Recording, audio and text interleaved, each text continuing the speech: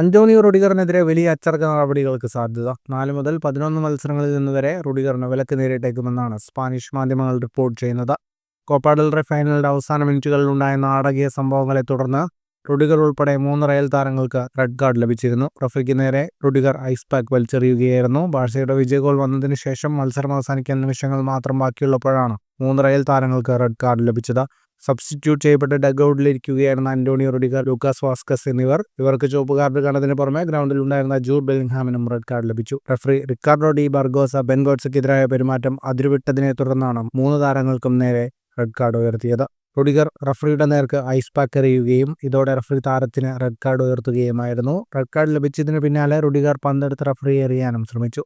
മറ്റ് സഹതാരങ്ങളും കോച്ചിംഗ് സ്റ്റാഫുകളും ചേർന്നാണ് റുഡിഗറിനെ പിടിച്ചു നിർത്തിയത്.